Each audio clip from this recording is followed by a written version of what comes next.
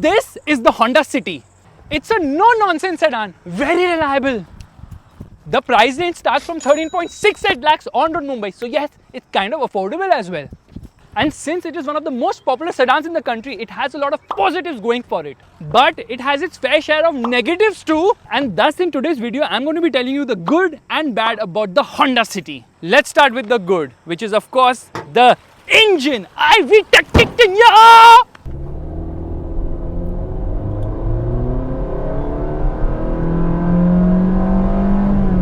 The engine is smooth and refined and redlines all the way at 7,000 RPM. Okay, the automatic sucks, but in the petrol manual, it really revs like mad with a stupendous top end and wheel spins like crazy as well.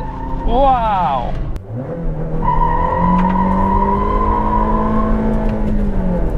You will never get tired of 7,000 RPM. Quality in certain areas is absolutely fantastic. Like the AC controls are very high quality. The City does handle very well. In fact, there's decent amount of feel and feedback from the steering wheel. It's spacious. Yes, there's so much room right here. The pockets here are huge and there's also a dedicated pocket to keep your smartphone. Nice Honda, nice. The boot is also huge. मेरी secret चीजें मत दिखाओ. The ride quality is actually quite good. It does a good job on bad roads. Like these. Yeah. This car is also very easy to drive, very maneuverable and feels very light too. In fact, the steering is quite light, nimble and agile, making it apt for the name it has to offer. It is indeed a car for the city. Oh, why is it so loud though?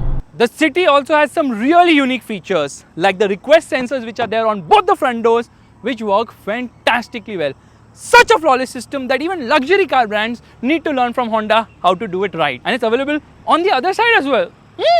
The other unique feature is this lane watch camera. When you give the left indicator, it shows you the blind spots on the left side because there's a camera right below the left side rear view mirror. Neat feature, Honda. Neat. Unfortunately, there are things not to like. So here's the bad.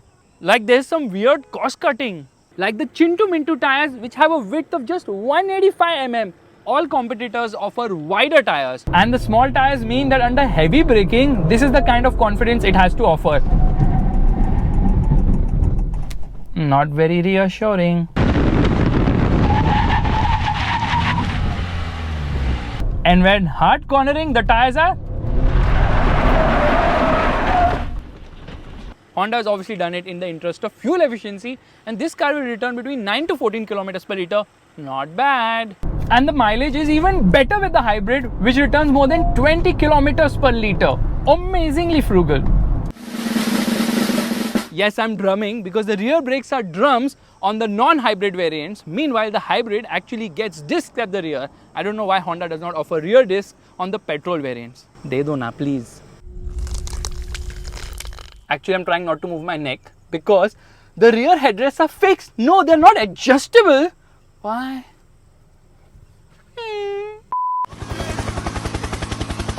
You might be wondering why I'm skipping with my charging cable because that's kind of useless as there are no USB charging ports at the rear. Honda does give two 12-volt outlets, which means you have to always carry one of these. Are we in 2010? Probably. You do get two USB charging sockets at the front, but these are USB-A's and I have a USB-C. This is the flimsiest sunblind I've seen in my life that you can actually move it with your pinky finger. And if you keep this open and apply heavy brakes, it will auto shut. That is the poor quality it has. There are no height adjustable seat belts either. Even the wireless charging pad is an afterthought. You can actually remove it and throw it away. This Honda City is equipped with a sauna function because there is no seat ventilation. Your back is completely wet. Okay, wet is not the right word. Full of sweat. While Honda has improved the infotainment screen, it's still not great because the resolution is kind of average and there's not much in terms of features to play around with, and the camera quality could be a lot better as well.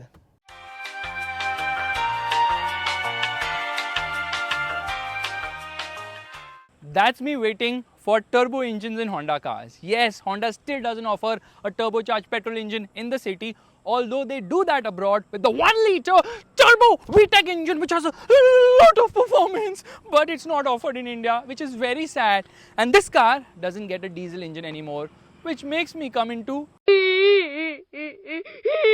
okay, enough of the overacting. But come on Honda, why discontinue that fantastically efficient iDetect diesel engine? Makes no sense at all, limiting the powertrain options on the Honda City. Insulation levels could be a lot better because yeah, a lot of road noise can be felt inside the cabin. The premium for the hybrid version is way too much. Rupees 5.24 lakhs more when compared to this baby, which is the top-end CVT automatic. Yes, the top-end hybrid city is priced at rupees 24.11 lakhs, which is quite a lot. If I pay slightly lesser money, I can get the Maruti Suzuki Grand Vitara or the Toyota Hyryder, both of which are strong hybrids. So why wouldn't I get that instead? There are more features, of course, but this car gets ADAS, and ADAS is kind of useless in India.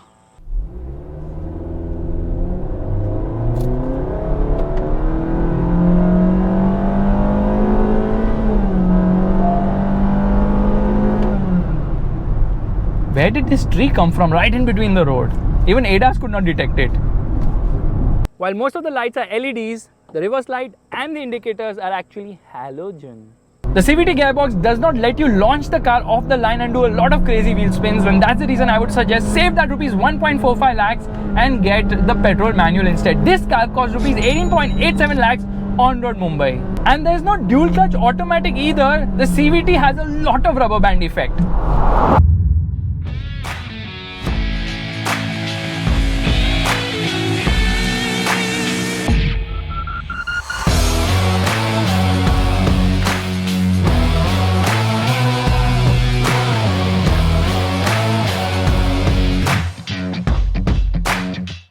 The Honda City does have its fair share of negatives, but the positives far outweigh them. This is a car you can't go wrong with.